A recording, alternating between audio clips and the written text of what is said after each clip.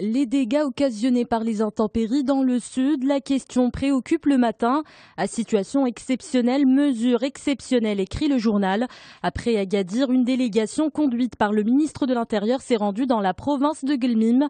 Il ne s'agit pas seulement de faire un état des lieux. Les populations en détresse vont avoir de l'aide. Il y aura d'abord une prise en charge des personnes vulnérables, puis la distribution de denrées alimentaires de base et enfin la réhabilitation des infrastructures. Seulement 43% des Marocains satisfaits des services bancaires, titre la Nouvelle Tribune. C'est le résultat d'une enquête menée par Banque El Maghrib et la Banque mondiale auprès des ménages marocains. L'objectif de départ était de cerner la demande de la clientèle, mais c'est finalement son insatisfaction qui ressort de cette enquête. Elle révèle que 25% des personnes sondées ont déjà eu des litiges avec un fournisseur de services financiers. On passe à la une des Échos, distribution d'eau et d'électricité ou encore transport urbain. La gestion déléguée de ces services publics passe au crible de la Cour des comptes. L'institution présidée par Driss Jeto vient de publier un rapport à ce sujet. Il en ressort que le mode de gestion a amené tout le secteur de la distribution vers le progrès. Pourtant, les sociétés délégataires n'arrivent pas à atteindre leurs objectifs. La solution, selon la Cour des comptes, se tourner vers le multiservice.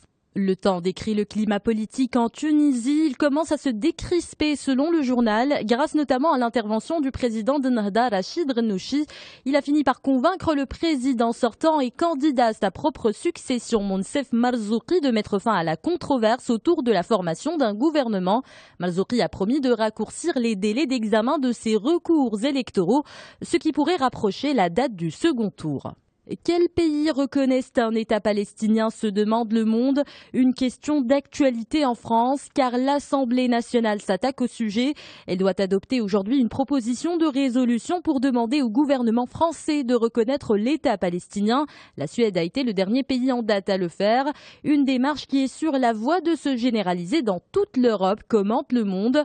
Tout cela pourrait même donner lieu à un vote au Parlement européen, peut-on lire. À quand un vaccin et une vraie coopération? Courrier international se pose des questions sur Ebola. Les premiers tests menés sur les vaccins sont concluants, écrit le journal. Mais il faudra 1 an avant d'en produire massivement.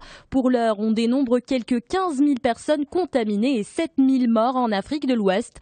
Ce n'est pas juste l'épidémie qui poursuit son avancée, mais la paranoïa aussi, commente le journal.